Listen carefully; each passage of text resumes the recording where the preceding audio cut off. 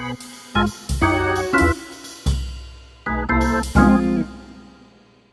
what's up, everybody? This is Tony Beaman again for another edition of BlackInc.tv. And we have a really exciting guest that especially for me, because I love baseball. It is my very, very favorite sport. And Mr. Brian Porter is with us. He has been part of Major League Baseball, I think, since 1995, from what I was reading. Oh my gosh, he's done a lot with player development. I can't wait to get into it with him. But prior to that, he was even part of the commissioner's office there with Major League Baseball. Brian, oh my God, received a World Series ring when part of the White Sox back in World Series in 2005. Man, we got a lot to talk about. He also completed his undergraduate degree at Morehouse College there in Atlanta and master's degree in sports administration from the Ohio University. Ladies and gentlemen, Mr. Brian Porter, thank you for being on Black Inc. Thank you so much, man. How's it going? Oh, it's going good, man. I'm glad to be here. Glad to have a conversation with you. Just thankful for the opportunity to kind of talk about things in my world. So I appreciate it. Wow, man, this is like I said, in the intro, man. I love baseball. Man, how did you get into baseball, man? Tell us about kind of how you grew up, man. Just man, how did you get into it like that? Because that's going big. Yeah, well, I'll try not to be too long-winded. On the personal side, I grew up. I'm originally from Atlanta, but I kind of moved around a lot as a child. I lived in Nebraska, lived in Virginia, lived in Louisiana, but came back to Atlanta for college time, as you mentioned before, at Morehouse College. And just from an interest standpoint, I was kind of just always interested in sports. Be it football, baseball, or basketball. And coming in college, I originally wanted to get into advertising, but I had I kind of stumbled across a baseball operations internship opportunity with the Braves, and applied for it on a whim just because I always liked sports. Wasn't really cognizant of the fact that that there are actual jobs in the front office involving sports and things of that nature at that time. So was just fortunate enough to get that opportunity with the Atlanta Braves coming out of undergrad, way back in 1995, might as well be a million years ago. So I spent that summer interning with the Braves in baseball operation, and that was kind of my introduction to the industry, and I was just an intern, but that was my first exposure to like scouting and player development and all of the day-to-day things that go into and to baseball operations for a big league team. Some of these things were like really cool, and some of these things were kind of low-level things that you expect an intern to be doing. So that was kind of my first exposure. So I did that for the summer of '95. The Braves actually won the World Series that year, so it was ending a long losing drought for at least World Series losing drought for the Braves. And I grew up a Braves fan, so on a personal level, that was thrilling for me to be able to work for my hometown team that I was a fan of, that they actually won that year. But probably one of the big things that kind of came from that. And this will lead to another part of the story regarding my education. But during my internship there, the assistant general manager, Dean Taylor at the time, happened to be a graduate of Ohio University sports administration program. And I was not aware that those types of programs existed. So just, during the course of working side by side with him during the course of the summer, he kind of enlightened me about the Ohio University's program, and I actually ended up applying there at the end of my internship. It was too late to get in for the fall at that point, but I applied there with the hopes that I could get in, for the next fall. So after I finished the internship, the Braves actually allowed me an opportunity to go to, at that time they had what was called a scouting, and it was like a scouting and player development training type program that they held at their complex, and at the time they were in West Palm Beach in Florida. So that was like 6 weeks, and that's where they took, you know, people who are aspiring to get into that side of the field, be it player development or scouting, and most of them were, minor league players that had just gotten released, who they felt good about as in terms of them being good people and hard workers, and a front office person such as myself. I think I was the youngest guy there. I think I was 22 at that time. I stayed there for a month and just really kind of got thrown into, because you're working with the coaches, you're working with the scouts down there, you're working with the Braves minor league players for instructional league at that time. So it was it was even more up close and personal than what I got working in the front office. Because in the front office, you're kind of day to day, you're in the stadium, you're not, you're only seeing the big league team all the time, and it kind of skews your perspective. But during this, I was day to day on the field, watching guys from A ball through AAA, the very best prospects in the organization, getting instruction from like all these coaches. I mean, the late Willie Stargell was one of the Braves coaches at the time. Hank Aaron was involved to a certain extent. So I mean, a lot of people who had a lot of big league bona fides knowledge and whatnot. So it was really a great experience for me, just because I was kind of young and wide-eyed and just being exposed to that, and even some of my classmates in that class have gone on to become scouts who I'm still in contact with this day, which helps me a lot because now I'm an agent. So in fact, earlier this week, one of my former classmates just interviewed a client of mine at Ohio State. So I was able to call him up and say, hey, how's my guy doing? How's my guy look in your eyes? And all that comes from a relationship that came about, at this point, 25 years ago. So it kind of whet my appetite to, hey, you know what? Maybe I don't want to do advertising anymore. Maybe if this is possible, maybe I can make this a career. Man, no, keep going. This is incredible. It's emotional for me. When you mention these names, Hank Aaron, Willie Stargell. I mean, I grew up, I was born in 1967. I remember when Hank broke Babe Ruth's record and stuff, now and to see, and a lot of stuff that was going on, I didn't understand as a kid, but then, later on, he's down in Atlanta and you see white people coming out of the stands, and running on the field with him. I mean, that was a really big deal at that time, and so, Willie Stargell, the Stars, when he played for the Pirates, man. I mean, oh my God. I grew up loving baseball, man. No, please. Keep going. This is awesome. Yeah, so I did that. So that was like 6 weeks in West Palm Beach, Florida at the time. So I did that. So when I came back, finished that and came back to Atlanta, as I said before, it was too late I'd applied to Ohio University, but it was too late to get in at that point. So I was like, okay, well, what can I do to augment my application to Ohio University? So let me try to find something locally that's sports oriented, so to help my chances is to get in. So I think I took a job at night to help pay some bills, but during the day I found an opportunity working for a professional soccer team in Atlanta, which was new at the time for Atlanta. This was by now this was 96, so the Olympics were in town.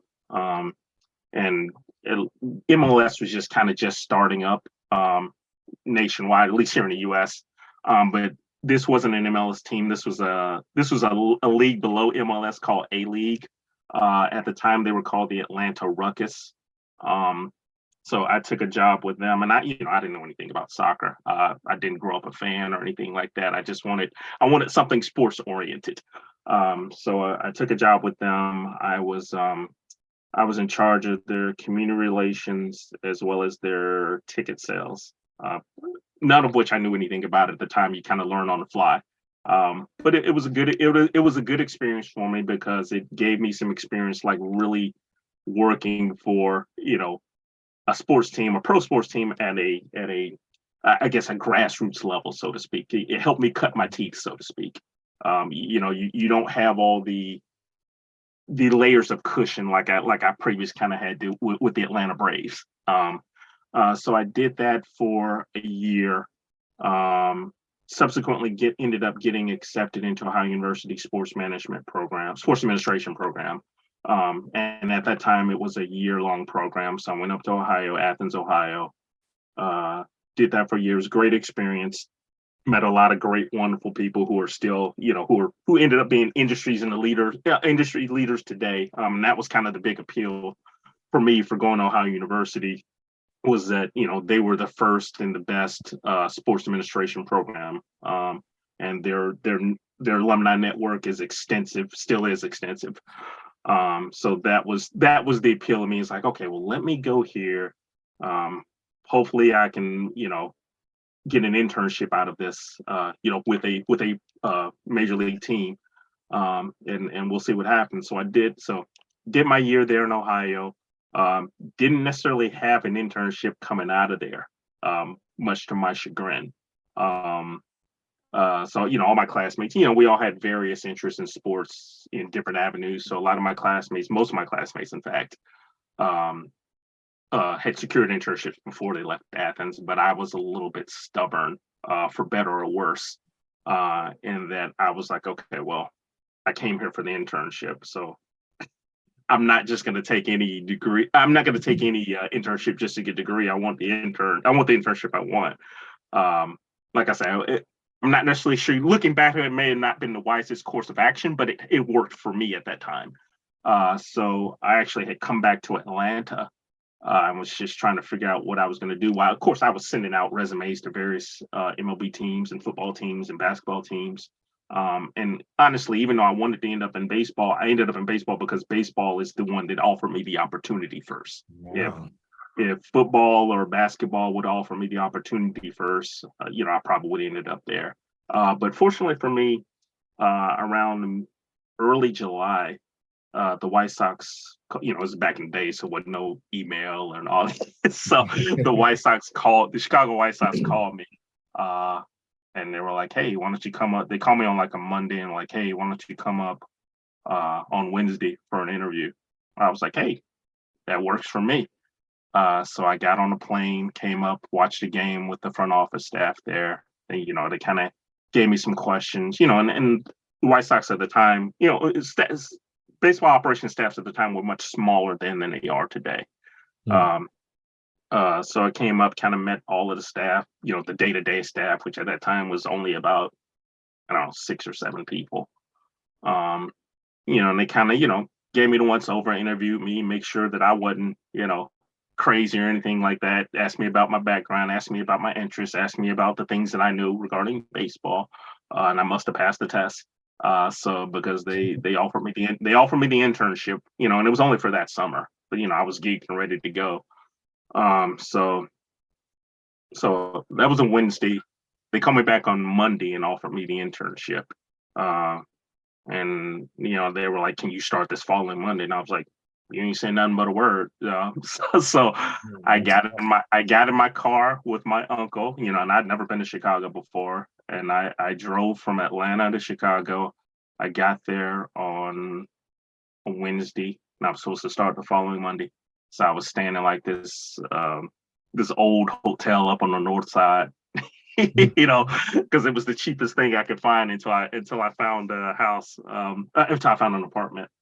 So yeah, I stayed there for like my first, 3 weeks working there. And it was, it was good. So it was very similar, very reminiscent rather of my time at the Braves. You work in long hours, but you're enveloped in something that you love. So it doesn't really seem like, it was a labor of love, for lack of a better phrase.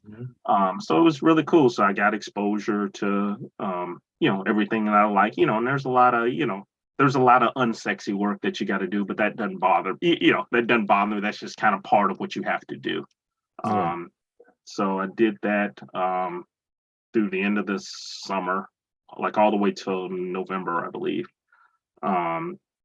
and fortunately for me, the White Sox, I must have done a good enough job. The Sox offered me a full-time position as I think my title was assistant for baseball operations. So and I accepted.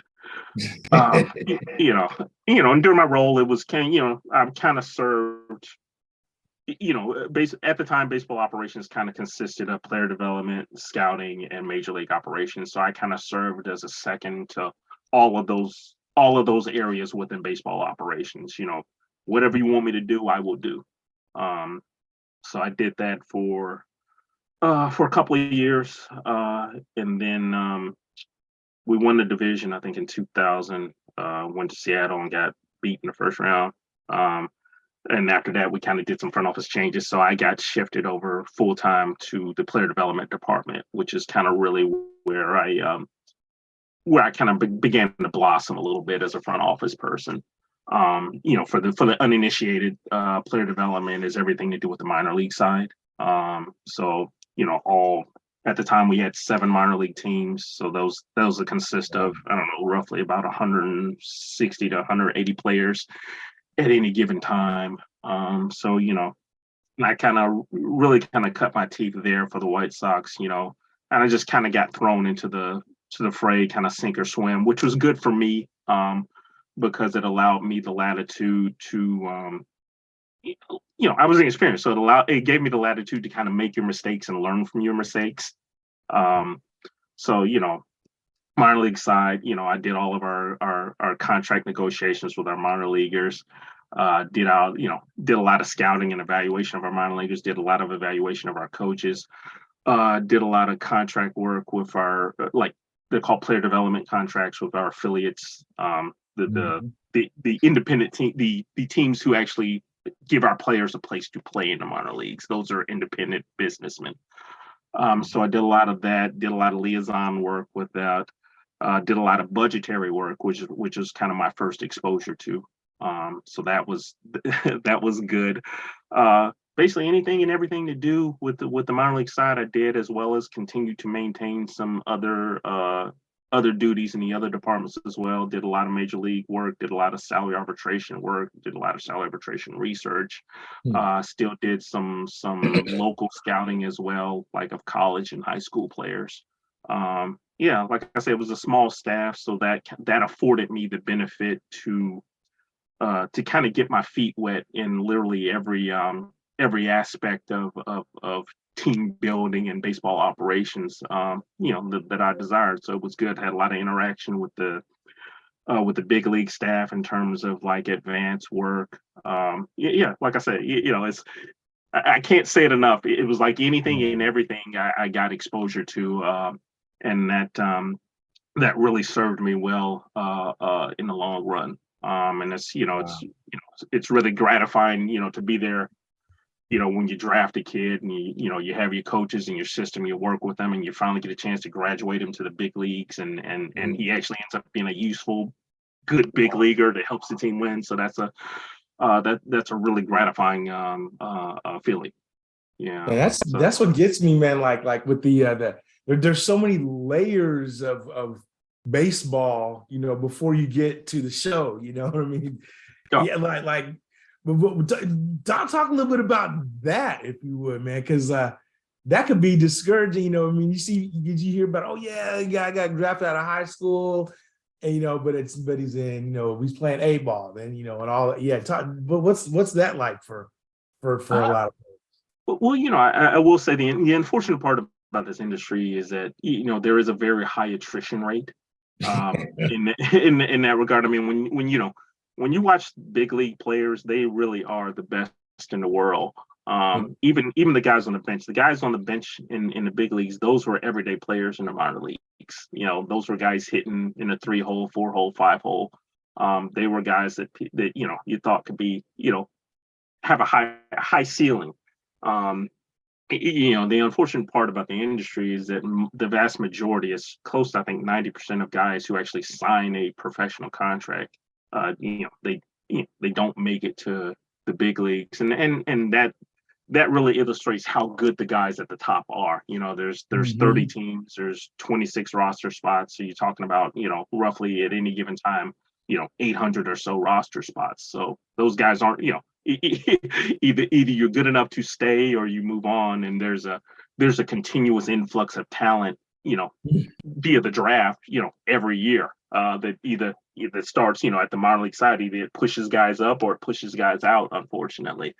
So, you know, it's really hard to make it to the big leagues, you know. Those guys who are in the big leagues, from a skill perspective, they are really good, and it doesn't, we don't really realize it so much because you're watching them compared to their big league peers. You know, but if you're a bench league player in the big leagues, you're one of the 2,000 best baseball players in the world. That's really incredible, you know, because, you know, we've seen in our lifetime how much baseball has spread, you know, worldwide, you know, and it's getting bigger overseas. It seems like the black players in the league, man, you know, because we grew up, you know, see, it seems like there were more black players, you know, and I think of Reggie Jackson and, you know, my idols growing up, man, Rod Carew, and oh my goodness, we've seen a lot more of influx of our Latin black players and stuff, you know, from DR, PR, Cuba, Panama, Venezuela, and man, you know, I mean, and being in a chocolate city like Atlanta, man, like what's like, how early do you go and see, you know, the player to scout them, and what I don't know, what are yours, some, you know, from you being inside of being in the MLB, man, you know, we got to get more black athletes into the game, you know. Yeah, well, you know, I will say, you know, the disappointing part is, from a percentage wise, there's probably less black athletes playing professional baseball than there were during our youths. However, you know, I think MLB is kind of become cognizant of the problem, and have kind of made some efforts to try to correct it. You know, I think there's no one quick fix. You know, I think some of the problems are, you know, the pool of athletes. You know, I think it kind of starts at the lower levels, and you know, if you're a premium athlete and you're an African American, it's not necessarily that you're playing your sport because you're trying to get to professional. That's a long-term goal, but the most immediate goal is, you know, how can I use whatever sport I'm playing as a vehicle to get to school, right? And that's from a numbers perspective. You know, because basketball and football are full scholarship sports. If you're a premium athlete, you know, which are you more likely to invest your time in that's more likely to pay off in terms of a scholarship? You know, so I think that's probably the issue. Like, baseball only gives 11.7 scholarships, and that's usually split among the whole roster. There's very few guys that get 100% scholarship of baseball money. Interesting.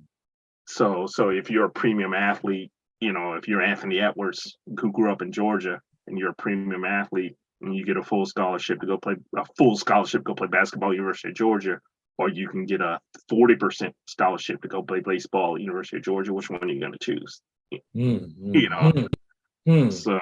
You know what I've noticed too, you know, is I mean, I'm just gonna say it because I've coached baseball, you know, out here, and I'm out here in Oakland, California, you know, and you know, one thing that I've noticed, you know, we've got Little League out here, and we've got Babe Ruth League out here. You know, the black players are playing Babe Ruth, the white kids are playing, you know, mostly, you know, in Little League. And you know, I was coaching Little League, and I can, you know, there's definitely some coaching issues when it comes to, let's say, the black players and stuff. You know, I mean, I experienced it myself growing up, and it seems like there's a distinct kind of age ish, you know, between, like, say 12 and 14, where the black players kind of, you know, and I've can see that a lot of coaching may have to do with some of that, you know. I mean, have you seen that, you know? And if so, you know, I don't know. I feel like MLB needs to, you know, do some training in that regard. Well, I can't speak specifically to coaching issues. I will say, like at that age group between like little league and pony league, or little league and high school ball, which is usually that 12 to 14 age group, that's Yeah. usually when most kids drop off, be it white, black, or whatever. And part of that is because the field gets bigger, right? The Mhm. mound is now, you're now playing on a full size field. So the field is Yeah. 60 Yeah. feet away. The bases are 90 feet, That's true. and the kids who kind of hit their growth spurt early, who are more physical at that age, can make that transition easier. Like, I don't know about you, but when I was 13, I don't even know if I weighed 100 pounds at that point. Oh, heck yeah, I know. so so And back if then you're we went from 60 to 90. Like now they go from like 60 to 75 or something, right? right, so Yeah, but so if yeah, because I remember that, man. That especially from third to that's first. I you. mean, that's a really long throw. Yeah, so if you're not a physically advanced kid at that age, which a lot of kids aren't, um, you know, and you're not experienced the success, it's hard to teach a kid to kind of grind through that success, because there are other avenues where they feel like they may more get, may have more immediate success. So I understand it. It's a human thing, quite honestly. Mhm. um you being in the Oakland area, actually, compared to a lot of other parts of the country, Oakland has a deep, particularly with African American players, they kind of have a deep background or history in All right, terms of Ricky Henderson. churning out you know talented African American players that started back in the 50s and 60s, and even Mhm. goes to this day. I can't speak to the kind of the coaching issues you talked about. I do think how player evaluation has changed, not only just for African American players, but players in general. Travel ball is kind of the area where Yeah. players get evaluated, or high school age players get evaluated the most now. So that's really kind of the summer circuit, and the barrier to entry that kind of exists for a lot of minority players is that summer ball is not cheap. No, not at all. And You're going start early somewhere. too. Yeah, you're going somewhere every weekend. It costs to play. You're going somewhere every weekend, so that's hotel rooms, that's flights. um so that presents a barrier to entry. I think MLB has tried to kind of mitigate that a little bit with some of their programming.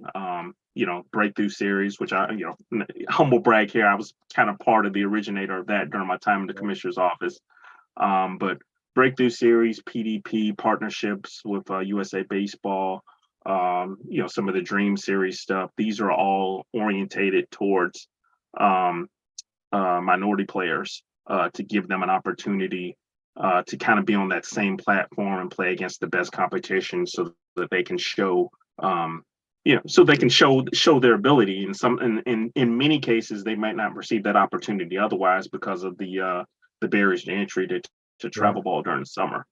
So That's yes, I mean Tony Reagans and Dale Matthews, who I know personally and worked with before, they head up those efforts for Major League Baseball. wow. That's man. I want to get into be respectful of your time because we could talk all day. Oh my gosh, man, tell us, man, some about some of the stuff you're doing today, and kind of like where you foresee some of the stuff, man, in the next few years for you, man. Because you've been around some big athletes, managing a lot of big contracts. I mean that's incredible. But man, what's going on today? Well, now, like, whereas I used to work for the team in the commissioner's office, now I'm actually on the other side. When I was with the White Sox, I used to be the one talking to all the agents. Now on the other side. I'm the agent calling up the player development and scouting people and bugging them.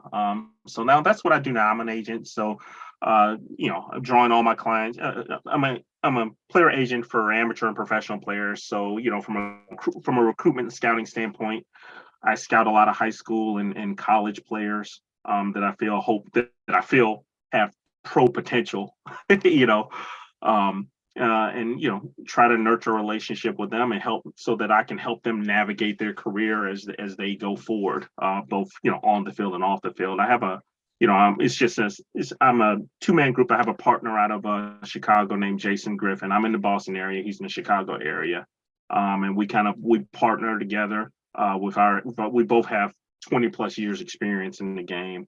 And we partner together to try to help young athletes, navigate their career from the high school level all the way through the end of their professional career, hopefully. Which hopefully ends with them playing a long time in the big leagues and having experienced a lot of success. So the nature of what I do now is really just kind of, that previous summer ball circuit that I mentioned. I spend a lot of my time during the summer traveling here and there, going to the premium baseball events, trying to scout players. Actually, even when I'm not at games, because we're only two people, we can only be at so many places.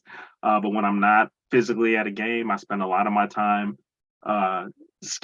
looking at video on Twitter and the internet and contacting players and contacting families to introduce myself and explain the value that we give.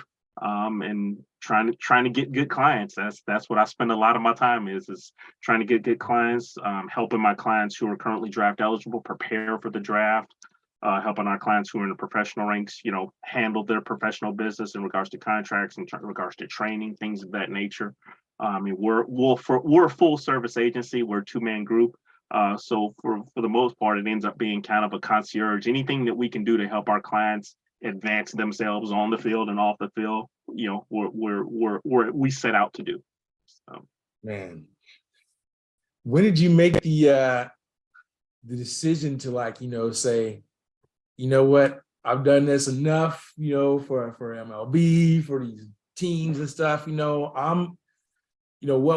was it that you said this is it, man? I'm doing my thing.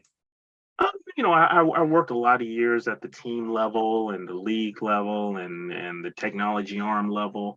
And just on a personal note, a lot of those years I was doing that, I was, me and my family were in two different locations. My wife made a lot of personal sacrifices to allow me to pursue my dream.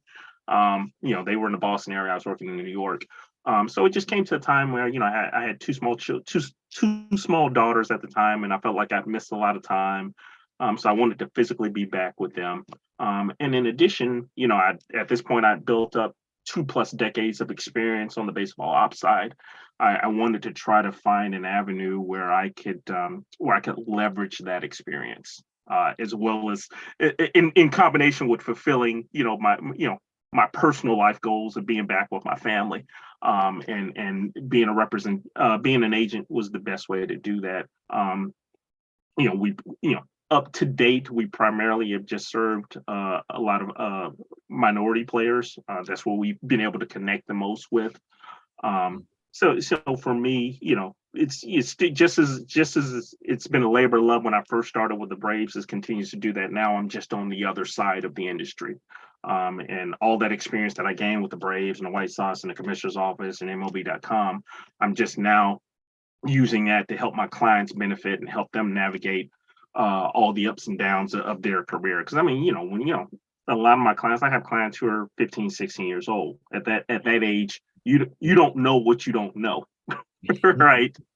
And even for the families, most families have not gone through this type of process, so the parents don't even know what they know. It's very different from most times when you're a teenager, you can benefit from your parents' experience when it comes to choosing a college, renting a car, renting an apartment, buying your first car, all those types of things your parents most of the time have done before you. They've walked where you're trying to go, right? Mm-hmm. But any preparing, if you're fortunate enough to have, talent and skills that could potentially lead to a career in professional sports, most families don't have experience. Vast majority of families don't have experience navigating that. So, like any parent, I'm a parent myself, you're trying to do whatever you can to help your child do whatever it is that they say that they want to do. And that's where myself and my partner comes in for people who are aspiring professional baseball players, is that we help them navigate, all those ups and downs that go along with it, so that, so that you don't make the missteps, that they can hurt you.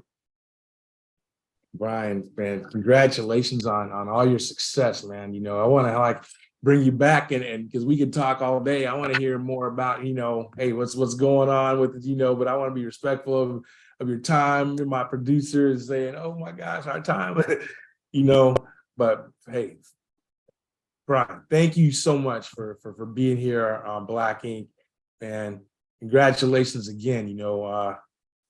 I'm blown away. We can talk all day, man. But again, thank you for being here on Black Ink today. Thank you. I appreciate it. And I would be remiss. I figured I actually did not say the name of our agency. So let me go ahead and say that. Oh, I'm sorry about that. It is Yes. Griffin-Porter Sports, Griffin-Porter Sports. That's me and my partner, Jason Griffin. And like I said, we're looking for aspiring young baseball players who have the ability and the talent to become professionals. So I appreciate you having me on today, man, and giving me a chance to talk about my story, man. Well, everybody, again, Mr. Porter, thank you for being here. That's all the time we have from Black Ink TV today. My name is Tony Beaman. We really, really, really appreciate all your support, and we will see you next time on Black Ink.TV.